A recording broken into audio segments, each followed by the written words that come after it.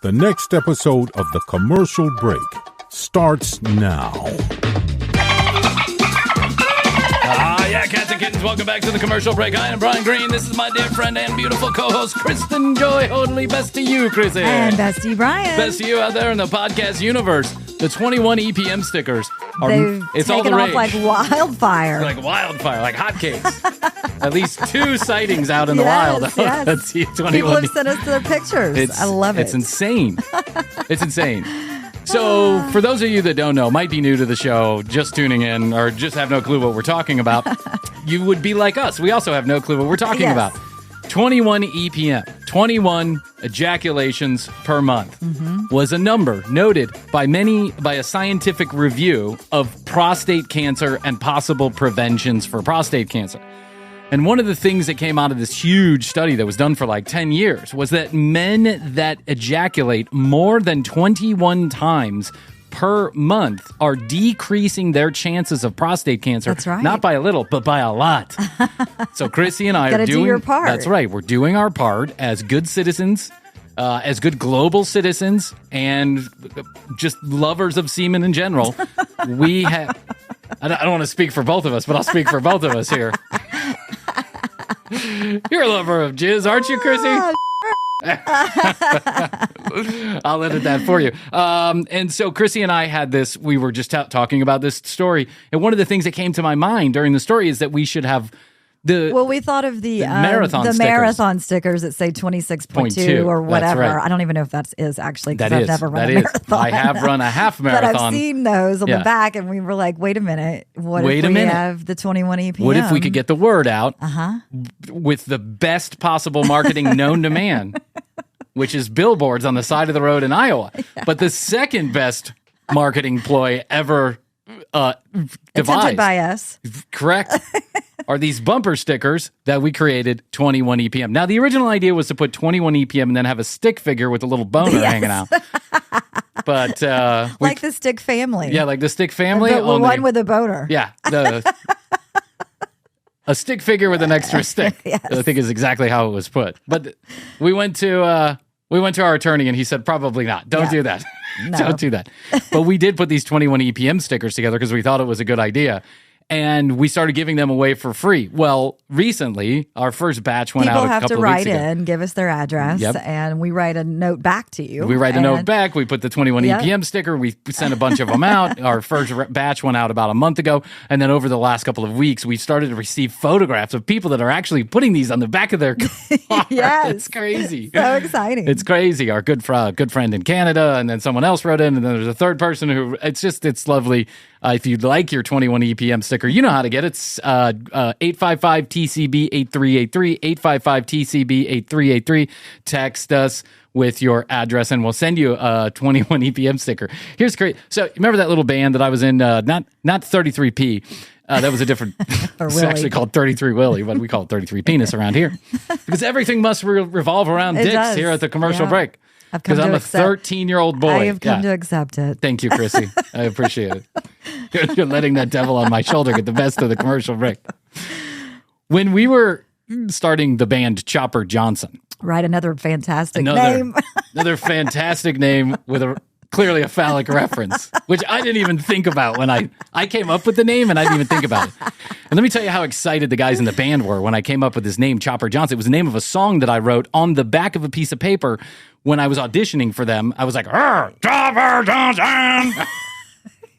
You had a burst of creativity. I had a burst of creativity. What came out of my mouth? Chopper Johnson, a one-armed guitarist. It was a song about a one-armed guitarist who got in fights at the bar. Nice. As a producer once said to me, that's pretty deep, man. Not really. That's what he said. It's pretty deep. Not really. He said not really. I didn't. He did. So anyway, was this the same producer that said, y'all, no, this isn't working? That wasn't a producer. That was like a manager type. Yeah, the guy from Rush. Not the actual guy from Rush, but a guy who worked with Rush. No. A guy who knew someone in Rush. Yeah, Getty Lee didn't walk in and go, wow, Chopper Johnson. Great name, bad song. It's not about a dick. So our great idea, once we got Chopper Johnson, the name, once we all rallied around that name, in the studio that we had, we were in the top of an office building that one of the guys in the band worked with. Oh, okay. And so the office building had an extra room that they allowed us to turn into a practice studio. Like the supply closet? Kind of, yeah. A little bit bigger than the supply closet. And we had this 47-channel mixer on this big stand that it was typical garage band bullshit. Sure. Only it was in an office building. It was insane.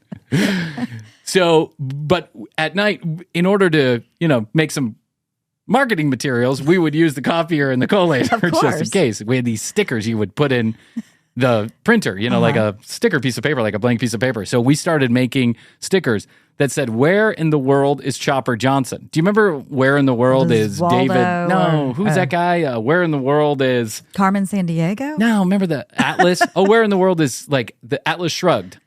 No, you don't remember. Okay, anyway. So we put these stickers together. Where in the world is Chopper Johnson? And they were like this big. They were like an inch tall and 7 inches across. You couldn't see these things. If you had a telescope and you were standing 4 feet from it, you couldn't read the writing. It was that small. But we thought this was the coolest thing. Yeah. So we'd go to Taco Bell and we'd put the sticker on the drive-through window. On the drive-through window. I thought you were going to say on other people's cars. No, we would never put them on people's cars, but we were putting them everywhere else. We were putting them on lamp posts and all. No one First of all, we didn't have a website because there weren't even websites back then, I don't think. But second of all, how are you going to figure out who Chopper Johnson is by putting a sticker up that says, "Where in the world is Chopper Johnson?" You were thinking you were creating buzz. I thought I was creating buzz. Yes. I certainly was creating buzz. You were creating at the local buzz? Taco Bell. Bunch of stone people Chopper Johnson, is that about a dick?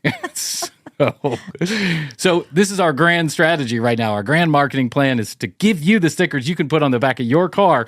And if someone has trifocals on, they'll be able to read that it's from the commercial break. Yeah, it's pretty large. Well, yeah, 21 EPM is pretty large, but the commercial break, not so much. No, it's a design flaw in that sticker. Okay. It does say best to you at the top. It does say best to you. So, so if you want your 21 EPM sticker, you know where to get them. Speaking of 21 EPMs a month, Krissy, I recently, do you know what the word takoki stands for? I do not. Okay. Takoki is a Japanese word, and I'm probably butchering it. It's takoki or dikoki. Takoki or dikoki in Japanese means, of course, hand job. Of course. Of course, because that's the first Japanese word you learn. It's takoki. Okay. I saw on Instagram the other day, I'm flipping through, and I look, and it's one of those Japanese game shows, and the guy is singing a song, like Celine Dion song, Near, far, wherever you are. He's singing it. In Japanese? In broken English. Okay. He's singing this, but he's making all these weird faces. He's like, it looks like he's getting electrocuted or getting whacked off. Okay. One of the two. The reveal 20 seconds later is he's getting whacked off while he's doing karaoke. That is crazy. It's called Tekoki Karaoke, and it's a program on Japanese television is fucking wild, and I love it. I wish instead of TLC we had Tekoki Karaoke, because I would be so happy about this. It is a game show where literally girls, ladies, who apparently are professional takoki artists, whatever that is, like you're, a sexual healer, whatever you want to call it, sex worker. And their job in this particular game show situation is to make the man climax to the climax of the song. And if you can do that, then you get points and everybody wins. And I don't know what you win, a handful of Vaseline? I'm not even sure how that works. But this is fucking wild. Yeah, that's crazy. And why do we not have this kind of programming in the United States? How is it that Maury fucking Povich is still on air, but we don't have Kakioki? Why don't we have Tekoki Karaoke? We need it. We absolutely need it. And I thought about for like 2 seconds that we should do this here at the commercial break, but then if they're not going to let us have a stick figure on the, if the lawyers say no to the stick figure on the bumper sticker, I'm sure Karaoke is way out. No, it's out. But wouldn't that be awesome? Right. If there was a television show here that did the exact same thing. One of the other things that they were showing. So it looks like the sanitariness of this whole organization needs to go the extra mile. Let me probably just work something out here in our heads together. I'm going to think for the both of us. If you go on a show where you're standing behind a curtain from the waist down, and someone on the other side of the curtain is whacking you off while you sing a Celine Dion song to 750,000 people on the other side of a live broadcast, sanitation is probably the least of your concerns. But I thought you were showing me one of the girls had on a mask. They She all did. had on masks. Well, yeah, COVID. Okay, all right. I'm just gonna roll with it on this. That's crazy. Hold on, before we get started, I definitely want everyone around me to wear a mask. Yeah. She's whacking you off with her toes. What are you doing? Who cares? I can't believe they have this. How do you ever get a... Now, I understand, like, the culture there is different. And I think these game shows have a long history of being wild and insane. Wacky. Yeah, wild and wacky. And I think in a lot of ways, it's considered family entertainment. How? I don't know. But they also sell panties on the streets at vending machines. True. So, but... Maybe it's kind of like, that's more part of the culture, just like, having wine with dinner. And having wine with dinner, a stranger whack you off while you sing your favorite Disney song. It's song. not in our culture, but no. It's accepted. I don't see a lot of hand jobs going on in my local karaoke. You gotta get your monthly number. You do. So they're doing their part as well. Tekoki Karaoke. That's all I got to say. Prostate health. But if you go on one of these shows, hashtag prostate health. I'm sure that's the reason for going on the show. If you're a guy and you're thinking about doing this, like you're a Japanese man, you're a working guy, you got a family, you got friends, how do you get treated after you go on Tekoki Karaoke? Is it like, oh my God, you were on Tekoki Karaoke? Or is it like, holy shit, dude, you want on Tekoki Karaoke? Well, I think it depends on if you win or not. If you win, everybody's like, yeah. But if you lost, then everybody's like, you think the embarrassment largely depends on how many points you get? At that whether point, or not you actually at jizzed? that point. Yeah. I mean, if you're there, you might as well go to win. If I'm there, I'm jizzing right at, wherever you are.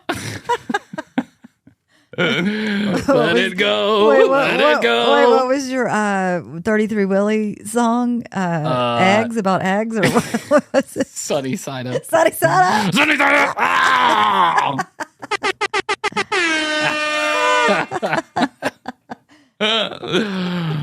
I can honestly say I have never been whacked off to one of my own songs. Yeah, well. But, I still got some life left in me yet. I'm still working on a plan. You should propose that to Astrid.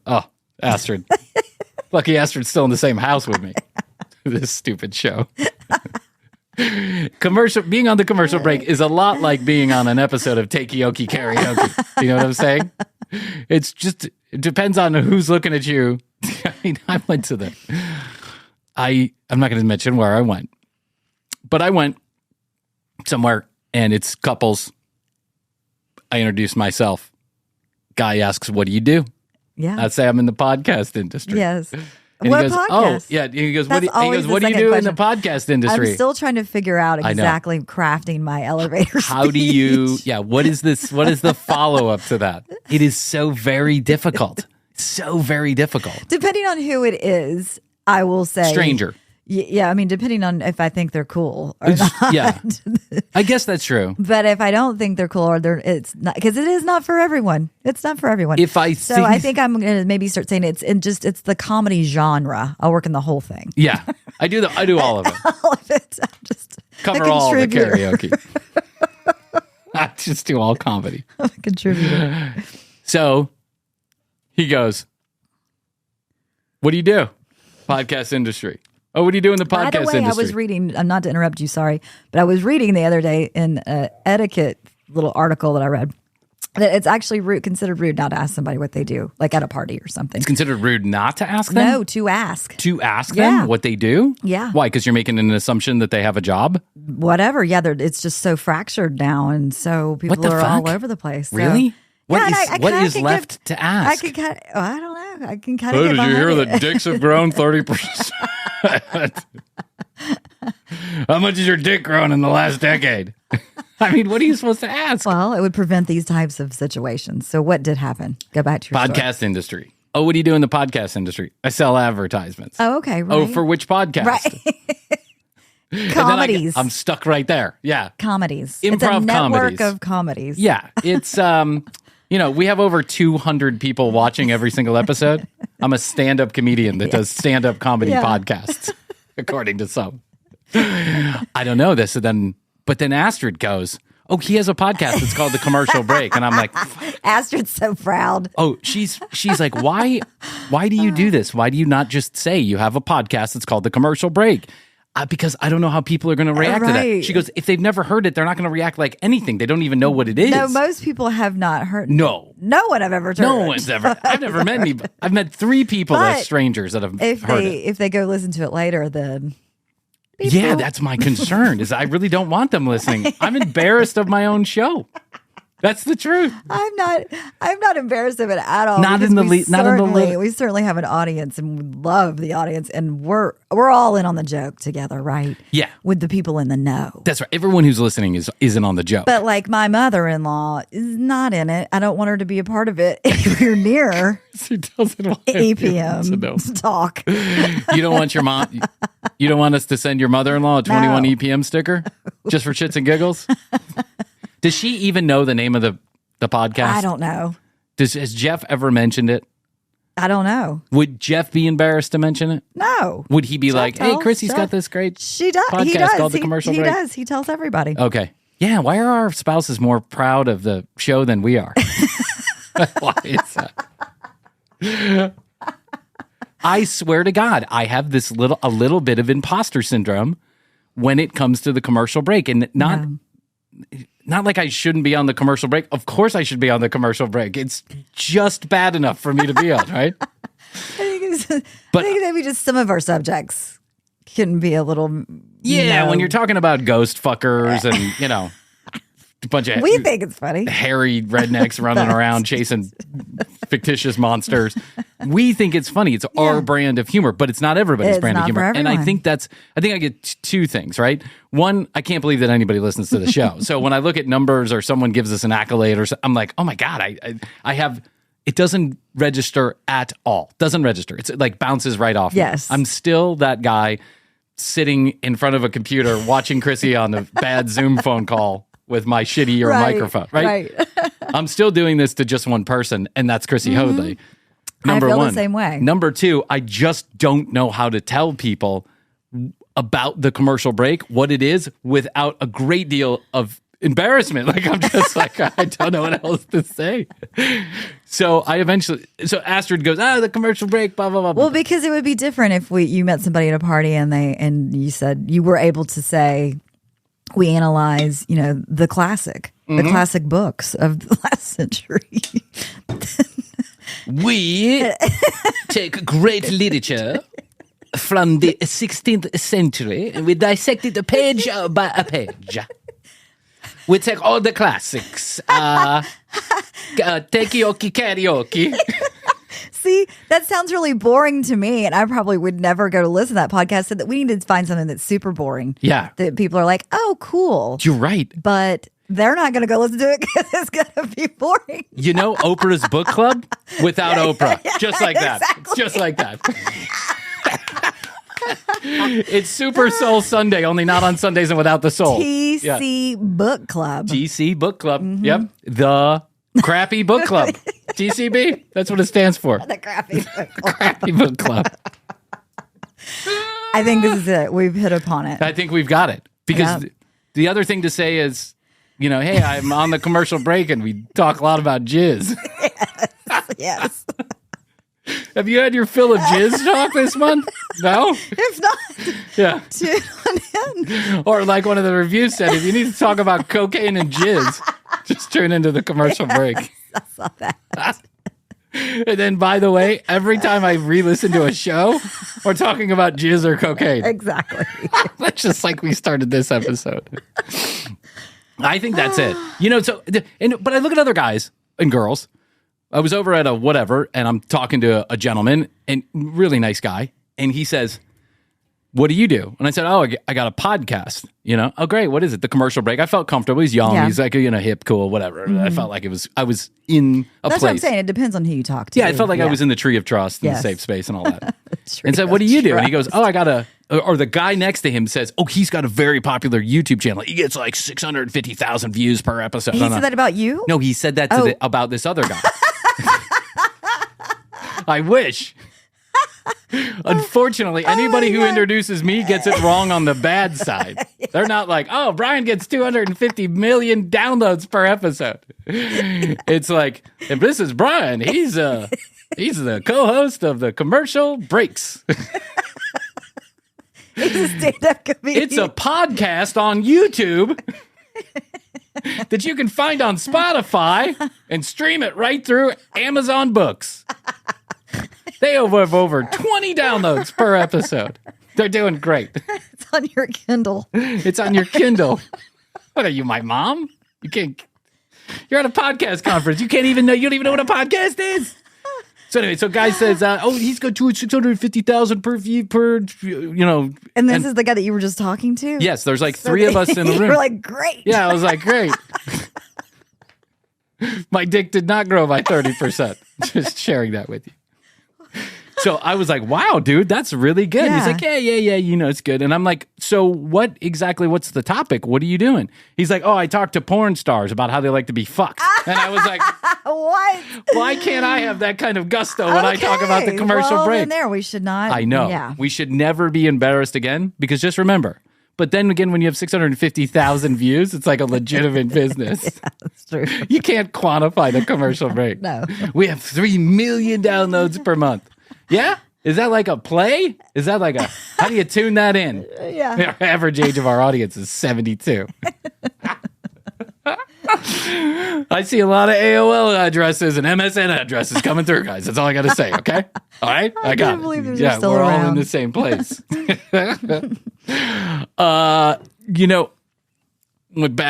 Way back when I had the baby, when we were just ending season 3, starting season number 4. When I had the baby, one of the things that I wanted to share with you, which leads into a larger discussion, is that that hospital here in Atlanta, that North Side Hospital? Yes. You know that they still have a fucking 24-hour McDonald's Wow. in that North Side Hospital? Isn't that insane? Yeah. Doesn't that seem insane to you? There was a Chick-fil-A in a hospital down near me. There was a Chick-fil-A in the hospital? Yeah. I don't think they were 24 hours, though. Well, no, this one's 24. I think 24 hours on certain days and nights. It also is the busiest birthing hospital in the world. Right. You got to get your fix. Yeah, you got to get your fix. But one of the things, and I've been going to Northside Hospital since I was a child. If you live in Since Atlanta. you were born. Not since I was born. I was born in Chicago. Okay. But pretty close after that. Since the first time that I showed up at my dad's house, high as fuck, on weed that had been laced, and I was having a full-blown panic attack.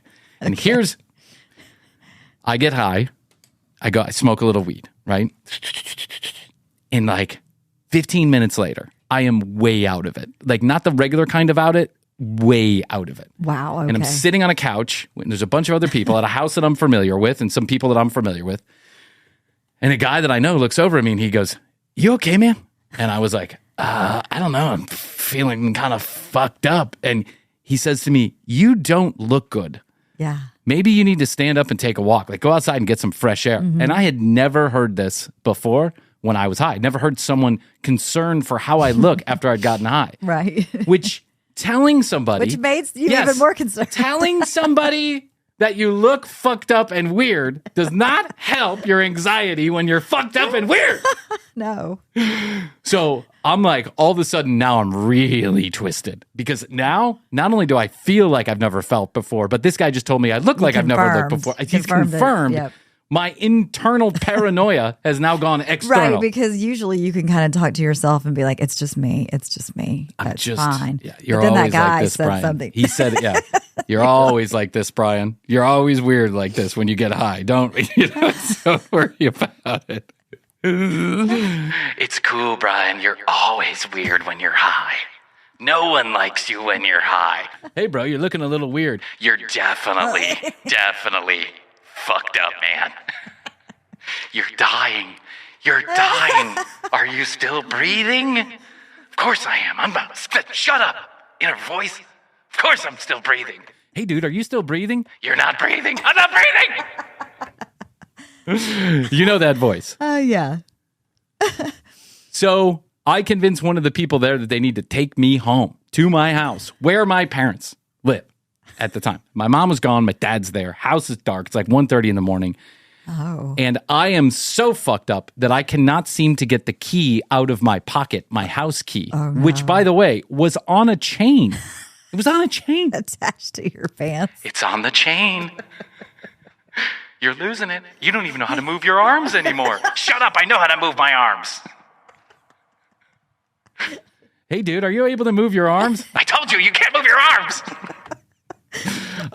So I can't get the key in. So I ring the doorbell and I lay on the front porch. I just lay down because I'm lay down, dude. You're so fucked up. You're going to fall off the porch. Lay down. Shut up. I'm just fine. Son, why are you laying on the ground? I told you were laying on the ground. Your poor dad. I know. I'm sorry. Krissy. Your poor dad. This is my dad. Opens the door, in his sleeping briefs or whatever. Sleeping briefs. The good old baggy boxers. That's right. The baggy ball boxers. Which, by the way, sleeping briefs and awake briefs are the same, I think. But anyway, I digress. So he's like, what's wrong with you? And I'm like, Dad, I think I'm dying. He's like, you're not dying, you're high. All right. I'm taking you to the hospital. I'm dropping you off. He literally drove me to the hospital and dropped me off at the hospital, where they determined quickly that all I needed was a shot of Xanax and sleep it off, right? And my dad made me sign my own paperwork on that one. He was like, no, you're paying for this. I'm not paying for it. It's my very first lesson in how hospital billing works. Yes, true. They will come after you forever. Right. Sign someone else's name, man. They're going to come after you forever. But I just remember that as soon as I woke up out of that, I don't have a cell phone. I probably have a beeper or some pager or something, but I don't have a cell phone. In the hospital. Yeah, and I am hungry. And I'm happy that I'm at Northside Hospital because I know that there is a McDonald's a couple steps down the way, which surprises me. Nutritious, good food right after your body needs. Listen, right after you nothing. in the hospital. Yeah, nothing screams hospital food like a double bubble bacon burger. I'll take a milkshake, extra large fry. They are just keeping that customer conveyor belt rolling, right? They go in one end, they come out the other. No green juice here. No, forget about that. So we go to the McDonald's there has got to be the best McDonald's that still exists. Okay. And I think part of the reason why is because it's at a hospital. It's very, there's a lot of people that go in and out of there. The franchisee, whoever that is, that owns that McDonald's probably makes hand over fist bank. Because nothing. Those McDonald's owners are very wealthy. A lot of them. Of course they are. McDonald's, anybody who owns those kind of franchises, unless you have a really bad location for some reason, you're a millionaire. McDonald's does all the work for you on that location thing. Remember Mr. Franchise? Yeah, Mr. Franchise. Frankie, it's me, Mr. Franchise. This one's better. Don't worry about those other. I can't even do it without laughing. No. Don't worry about that. All those marketing dollars and all those millions of dollars in revenue go with Frankie B. You'll lose $350,000 right off the bat. Yeah, I remember Frankie wanted to have our good friend Frankie is into the franchise. He's into the franchise model business. Yeah, but I say franchised loosely. He's at the head. He's at the top of it. He's at the top of it, and there's no one below him. Right. Yeah. He's trying to recruit people. However, his salon suite that he was proposing in one video was out in the middle of nowhere. That's right, Krissy. Why bother with a company that has millions of locations and experience when you can get Frankie with his one location inside the coat closet in Oak Brook, Illinois? He's got years of he created the franchise model. He's Frankie B. You'll get all the support in the world as long as Frankie answers the phone. But he won't. Why? Because you just gave him $350,000. He's running down to Mallorca while you'll be here, standing, waiting for your franchise to be built. Anyway. They do all the work, They do all the work. And then you know what I heard too is that, I think this is correct, is the Burger King or other fast food places come in and go right next to a McDonald's. Of course they do. McDonald's done all the work. Yeah. Of Ray the best Kroc said, I'm high not... trafficked areas. High traffic is right. That traffic is all high. You know that Burger King song? There's a whole article written about how it's what's called an earwig. It gets in your ear and you can't get rid of it. Earworm. Earworm, earwig, whatever it's called. BK, have it your way. Send $500 to the commercial break. Thanks, Burger King. So this is like a really well-run McDonald's. But even the best-run McDonald's, in my opinion, now is crap. Like, I remember when I worked there many, many, many years ago, and I don't mean to sound like that old grandpa, but I worked there. I had to walk. Things were different. I had to walk to work. I walked to work, mainly because I didn't have a car. But even if I did, I still would have walked to work. When I worked at McDonald's, you could have sex in the break room.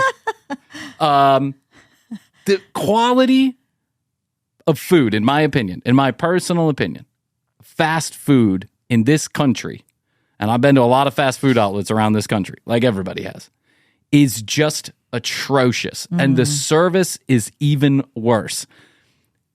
Have you met any, I mean, and I'm saying this like not as a generalization. I'm saying this because I think there's a lot of reasons why fast food has gotten so bad. And I think one of the reasons is the pay. When you pay people and they have to work 7 other jobs to make a living, when they can't feed their family, when they're living in their cars. You know, there are Disney World employees that are living in their cars because they can't afford to live in Orlando right now. How do you live in Atlanta on $7.95 an hour? You cannot do that. And so when you go to the drive-thru window and you ask for your fucking quarter pounder with cheese without pickles and it comes with extra pickles on it, you know what? Those people don't give a shit because they don't get paid enough to give a shit. That's true. And I almost don't blame them. It's almost like, well, I mean, that's what I get for supporting the corporation that's paying these people penance to serve my fucking food, something I'm going to put down my throat. When I worked at McDonald's, there was like a whole different standard, right? Working at McDonald's wasn't a source of pride. Right? It wasn't like, yay, I work at McDonald's. Look at me. It's kind of like the commercial break. I didn't go and announce that I worked at McDonald's. But at the same time, there were people there, in the middle-aged people who were either managers or grill people or whatever, that lived off of the money that they made at the McDonald's. They worked 5 days, 6 days a week, and they did what they did, and they got paid enough to live. And they had families, and they supported those families. It was a living wage at that point. Now it's not a living wage. So we are asking people to give a shit when it's obvious, not that we don't give a shit, but that no one else gives a shit about them, because all they care about is the almighty dollar and making sure that your burger gets microwaved fast enough. It's all such shit. And I wish that it wasn't like that. You know, the only restaurant that makes a difference, the only restaurant that you can ever go to anymore and get somebody that cares? Chick-fil-A. I know. Chick-fil-A. And I hate their politics, but their fucking chicken is good, man. It is. Fucking chicken is good. good. And the waffle fries. So I thought to myself, I wonder if they're being trained the same way that I was trained. Because when I was trained at the McDonald's, it was like you really did take pride, right? And I didn't take pride in cleaning the fucking diarrhea off the back of a wall. Like, I didn't take pride in that. It wasn't like I was happy about it. It was part of the job. But at the same time, like, if someone walked in, I greeted them. I said hello. I, welcomed them. My son, my kids, and I, and my twin brother went to Chuck E. Cheese 2 days ago. Oh, God. You? Oh, my God. I haven't been there in forever. Krissy, I don't even know what a Chuck E. Cheese is anymore. Do they still have the dancing animated machines? No, they don't. They have a fucking large TV that shows Chuck E. Cheese singing a song. That's not the same. And every hour, on the hour, Chuck E. Cheese comes out, and it's obviously the manager because he's wearing the same clothes from the head down, and he goes like this, and the kids run up. And listen, my daughter loved it. She loved to have, Chuck E. Cheese. My son is terrified. But there are 50 video games in there, all of which are broken, none of which work. They charge you $30, and then no one, and I mean no one. And the pizza's the worst there. The pizza's delicious. Oh, it was good? The pizza's fucking delicious. There are fan clubs around Chuck E. Cheese pizza. I don't remember it being good. It is, but it's microwave pizza. They just put it in the microwave or whatever they do. My point is that these kids that work there, they don't give a shit. No, they don't. We wanted those, we get the little tokens and the tickets when you do the little skee ball and that shit. I said, my son he wants a little eraser head or whatever. That stuff, of course, that's what you go there for. Yes. You want to get that present, that prize at the end because you've been play good games. I just paid $30 for this stupid card that doesn't work in half the games. I want to at least give my son a pencil eraser or something. Yes. It took 15 minutes for anybody to care. I look over and the manager is making TikTok videos sitting there drinking a soda. And they're making a TikTok video with me. They're like pointing it at me. And so I start going like this. I'm like, hey, dude, I hate to interrupt your TikTok live, but, and he's probably going, white guy about to go crazy. Exactly. We got a shooter in the building. I know I'm very well aware that I would like to say something to this kid, but I can't because he's probably got me on TikTok Live. Yes. And they're going to connect the fact that I work on the commercial break and the whole world's going to hate me. So my point is it the training or is it the money or is it the attitude generally that everyone in the world has these days? I think that all has to come together. All comes together. Training, money, and the attitude. Do you want to look and see what kind of training I got at McDonald's? Do you want to watch one of the videos that I had to watch as a trainee at McDonald's? Yes. Let's do that. I was trolling on the internet. As you do. As I do like to do. We're going to take a little reminisce about Bryan's first job as a proud fry cook and shit cleaner. And that's what I did. I stood at the fry basket. We went from the shit to the fryer.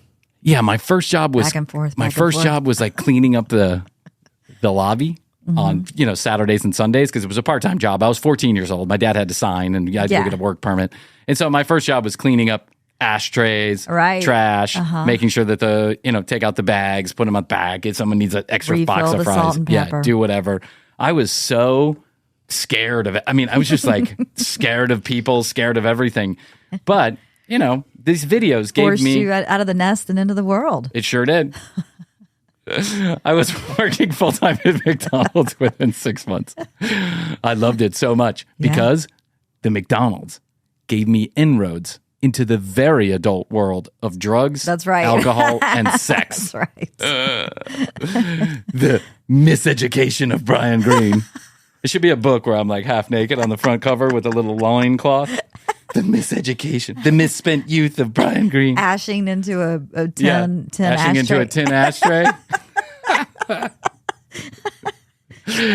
Remember when McDonald's used to have like those, I don't know, like styrofoam cups that they used to put the Cokes in? They come in sleeves. You call them a sleeve. It'd be like, go get 6 sleeves of medium cups, Maybe I should just put one of those sleeves down near my balls with an ashtray. Couple lines of Coke on the plastic tray. That's supersize that shit. You better supersize that. I like it. I was working at McDonald's in the age of supersize me. Oh yeah. Yeah, supersize it. That you had to ask that question every time somebody ordered something. You want to supersize that? You want to get extra fat? You want to die quicker? You look pretty miserable with those children in tow. You want to die a little quicker? Yes. All right. Here's a training video from around the time when I worked at McDonald's. It's going to start off with, just to let you know, this is the voice of Michael Jordan. Hi. I've got something very new and special that I'd really like for you to see. It's called Tekoki Karaoke. This was definitely part of some kind of endorsement deal that he had. Oh, yeah. Yeah, it was. Like, you have to be a part of the training videos for McDonald's. Hey, I can see his agent calling him right now. Yeah. Hey, I'm going to need you in town. I'm going to need you in Chicago for like 2 days. Well, why? You're going to do some training videos for McDonald's. Training videos for McDonald's? It's part of your $100 million endorsement deal. Right. I'll actually go work at McDonald's if you want me to. Exactly. It's a video about satisfying the customer called Doing Whatever It Takes. Now you're probably wondering, what does Michael Jordan know about satisfying the customer? Well, let me tell you, when I step onto the basketball court, those 18,000 screaming people aren't just fans. They are my customers. They want to see more than just a basketball game. They expect to see a show. No matter what kind of day I've had, when I put on that uniform, my customers expect behind-the-back passes, long three-pointers, or great slam dunks. It's my job to deliver it, and I love it.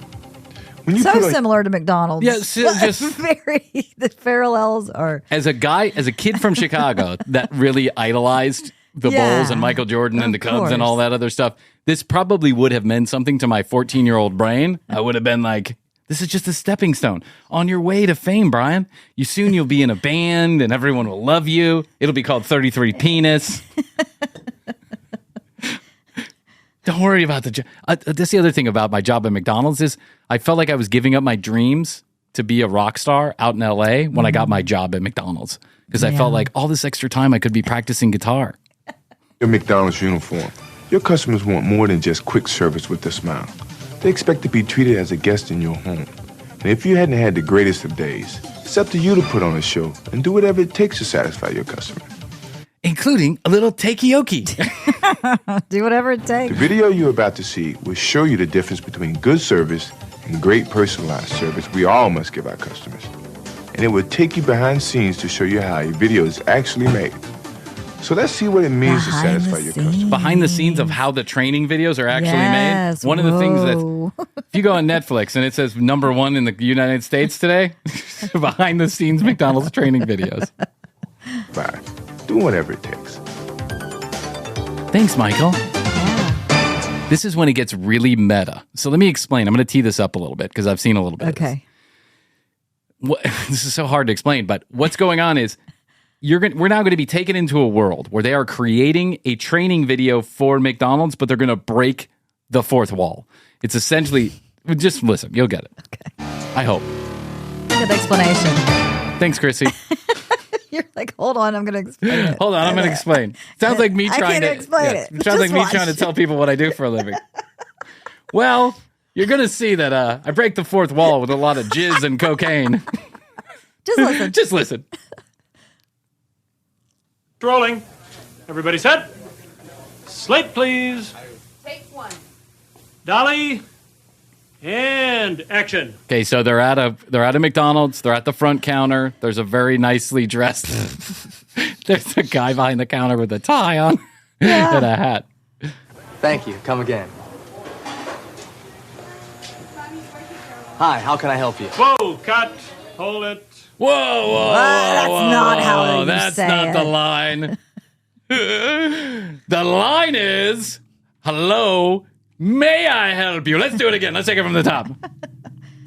Excuse me. Jim. Come on, that's the wrong line. Help me out here. You're supposed to say, Help me out here. Help me out here, bro. I know we're up doing bumps all night long. We've had a little bit too much of the you know what I'm talking about? Help me out here, bro. The quicker you read the line right, the quicker we can get back to prostitutes and cocaine. This guy is like the actor playing the director. Yes. It's such a cliche of a director. hello, welcome to McDonald's. May I take your order, please? That's the way you always say it. Oh, Dave, sorry, but that's my fault. Dave, that's my fault. You're an asshole, and I decided to rewrite all of this. I love this. Well, I was talking to Jim a little bit earlier, and he said that he was feeling really stiff having to say, welcome to McDonald's, over and over again. So I gave him a little takoki to Yeah. get him loosened up. Yeah. So I told him what we tell our people all the time. Say what feels natural, but say it with a warm, sincere smile. I thought it was great. Well, you're the real manager here, Barb. You should know. I'm just not used to letting the actors change the lines. Oh, I mean, they're paying me all this money to direct this. I did direct Ghost Boobs Part 2. I don't know if you saw that. Straight to video. Miramax. All right, Barb, it's up to you. You are a woman, and I am used to getting my way, so whatever you say. I understand, believe me. I used to be the same way when it came to letting the crew people think for themselves. Say, everybody, take a quick break, okay? What do you mean? We need to discuss this Oh, well- further. We need to have a side conversation about this, Barb. Everybody, take know. 30. Did you notice that, like, when they're having this conversation, which is completely inconsequential, there's like 100 people behind them all listening intently. I know. Wow, Barb had a really good idea. She literally changed the sentence from, hi, may I take your order, to, hi, may I help you? It's brilliant. That Barb, she's going places. Look out for that Barb. Right. She's a shooting She's on star. the fast track. Yeah. What if Michael Jordan just like came flying and knocked everybody over? Like with a Scooped up basketball Barb? net. Yeah. Scooped up Barb. You got front row tickets to tonight's game, Barb. You know we have our operations and training manual. Yeah. Well, it's kind of like your script. Sure. It tells us how to do things the right way at McDonald's. Well, I used to insist that all of my team do everything strictly by the book. I mean, everything from the way they greeted the customer to how they took the order and so on. But then a lot of people started not showing up to work. So I let them do what they want to do. I started to notice that everybody seemed a little stiff. I mean, really inflexible in the way they were serving the customers. And the customers weren't particularly responsive either. So, And now I we have decided robots I really taking need to our call order them literally. Yeah, that's right. Look at the director. He's so concerned. Are you talking to me, Barb? Wow. These ideas. Yeah, I'm dreaming about Jason over here. We were out late last night, giving each other takoki's. They're acting like they're at a boardroom meeting. Yeah, they're having a boardroom conversation about changing the training manuals. Bob just wants to Get do the back commercial to and go us. on. Yeah. I needed to talk about this. Right, Lisa? You were part of the team, man. Well, yeah, we kicked it around and everybody agreed. We just didn't feel natural constantly repeating the same You're part of the thing, so- team meeting. Part of the team meeting. He kicked it around. We kicked it around.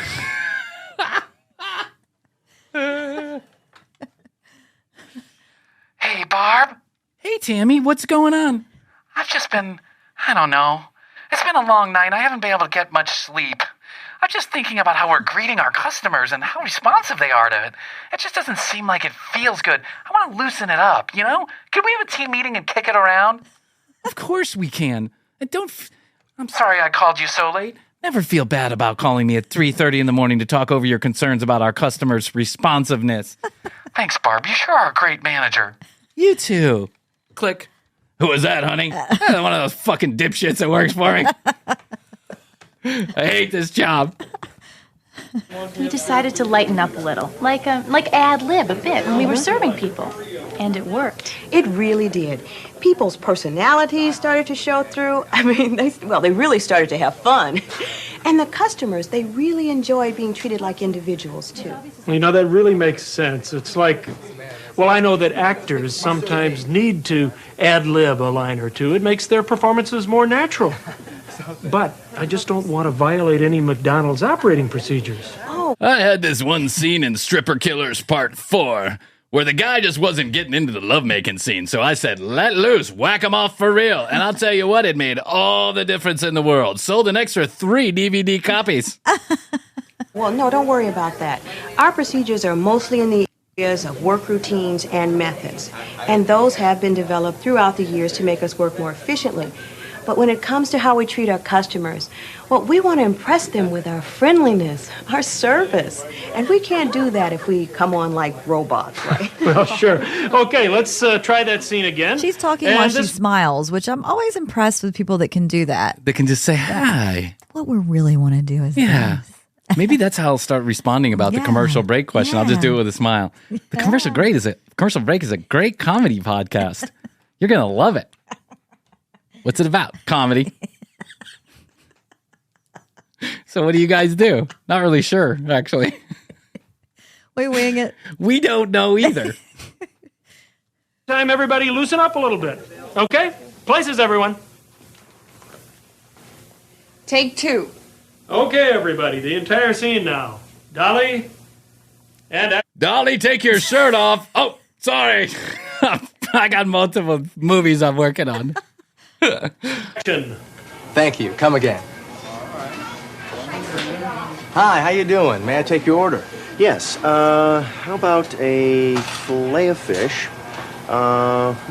French fries, and a small Coke, please? Will that be a large fry, sir? Yes, please. Sorry, small Coke machine is not working. Fillet of fish we're out of. What can I help you with? For here? Yes, for here.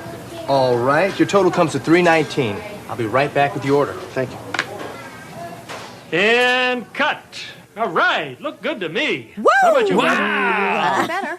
Woo!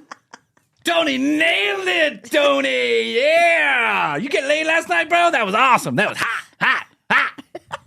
Love it, love it. On to the next scene. What are we doing next? Let's go, come on. I ain't got all day here, kids. Coke dealers waiting outside. Let's go. Well, Oops, sorry. no, I like the opening, and then it starts to get a little formal. Now, maybe could your customer be a little more normal? Normal? Yeah, maybe a little less polite. Yeah, could you, like, you know, What was non-normal about his order? could you take out a gun and start shooting people? More of like we see. Could you call every day. 911 because your fries aren't hot? Yeah, Yeah. just more normal. Do a TikTok. Yeah, could you TikTok us? Right. Oh, okay. Mr. Customer, this time, Take 3. and action. Thank you. Come again.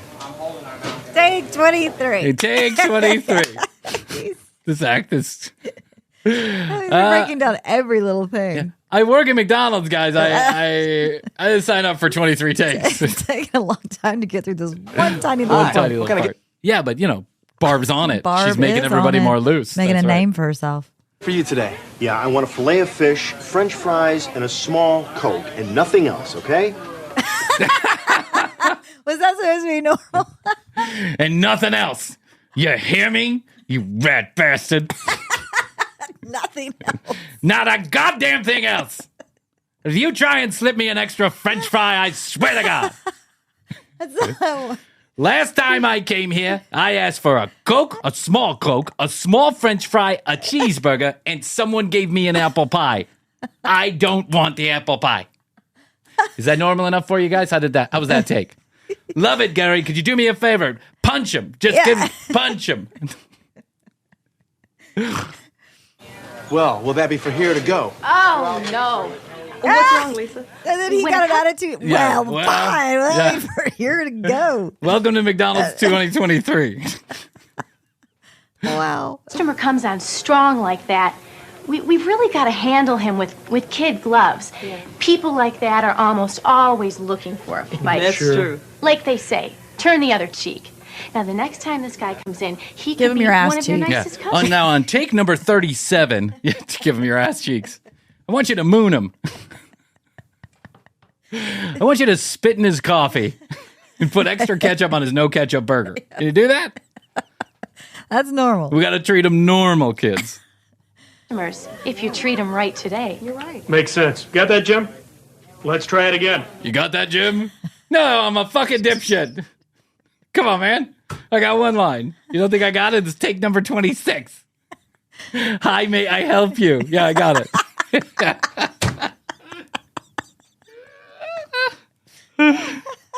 Line. Hi, may I help you? God damn it, I got it wrong again.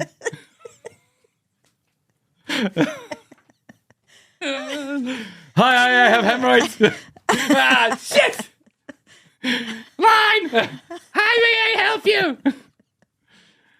Hi, help you, may I? Take number 57. And action. Thank you. Come again. Oh, I will. Hi, what can I do for you today? Yeah, I'd like a fillet of fish, a small Coke, and a fry, and nothing else, okay? Is that a large fry? I said a small fry. This is exactly what I'm talking about. I come in here trying to get a small French fry, and you try and sell me a large French fry. I said small. This is insane. No. We would watch these videos go on for days. Yeah. Sorry, sir, I didn't hear you. Is that for here? Yeah, for here. All right, your total comes to $2.78. I'll be right back with the order. A good old I'm sorry, 278. I didn't hear you, and I don't like you. Yeah, exactly. I wanted to I chose bother to you. ignore you. Yes. And cut. Great. Well, what did you think? That was a lot better. You know, sometimes it takes that little bit extra to avoid confrontation. Right, Lisa? Oh, boy, does it ever. But it's worth it. Okay, let's set up for the next scene. But it's worth it. The last person who got beat up in our store really was disappointed. All right, I got more of that. We'll get back to it. That's funny. We'd watch hours of that. Hours. Oh, yeah, when you were actually trained. Oh, yeah. Yeah. It was like 70 tapes. You know, they had like a break room, and in the break room, they had one of those small TVs with a VHS on the bottom. And already integrated into it. And they'd have a big handbook, and you'd have to you'd have to answer questions. Anytime you have a quiz on a training material, it sucks. It does. But you just keep on putting those tapes in. So I think I spent the first 5 days of my working career at McDonald's just watching those videos over and over again. And I couldn't have been more excited. Memories. I know. Couldn't have been more excited when I got to work the grill when I was 18 years old. Grill. The grill. The grill. That's where all the cool guys worked. Oh, yeah, I bet. That's where all the 30-somethings. Did you have like a do-rag on? Of course I did. Actually, It's back hot. then it wasn't allowed. Yeah, It's so hot. you wore a hat. You wear a hat. Oh, you wear a hat? Yeah, you wear a hat. But you'd be constantly sweating inside of somebody else's burger. Yes. There's no two ways to avoid it. Now they just microwave everything. Right. I actually think they're all machines now. I think so, literally too. the guys just preload the meat and the machine throws it down and it cooks it. Yep. It's awful. I used to love a good McDonald's hamburger, cheeseburger every once in a while. Yeah. Just not anymore. And half of it is the food. Most of it is because the food just doesn't taste the same, doesn't taste I good. only got the fries most recently. I mean, I only eat fast food when I go on the road. That's it. Like a trip. That's yeah, it. a road trip. Or I'm at a hospital. Or you're at a hospital. Two of the natural places you would eat fast Yeah. food. Road trip and a hospital. Thanks, Northside. Keep that tradition going because, I hope my kids get to go to the same McDonald's. All right, 21 EPM stickers are here. They're for you. TCBpodcast.com. Hit the Contact Us button. Send us your mailing address and your name, and we shoot those out about once every week or two. We put a whole number of them together and we throw them in the mail. So you'll see yours in a couple of weeks. If you have any questions, comments, concerns, or content ideas you'd like to share with us, or you want to ask TCB, 855-TCB-8383, 1-855-TCB-8383 from anywhere in the world, toll free. And if you'd like to join us here live on the commercial break, TCB Live, 775-TCB Live. Dial it in. Okay, at the commercial break on Instagram and youtube.com/the commercial break. Episodes the same day that they air now, Krissy. That's cool. No delay. So, and we'll be on Smartlist next week. Yeah. Tune in on the 6th of March. All right, Krissy, I guess that's all I can do for today. I think so. Until next time, I love you. I love you. Best to you. And best to you. Until next time, we always say, we do say, and we must say Goodbye.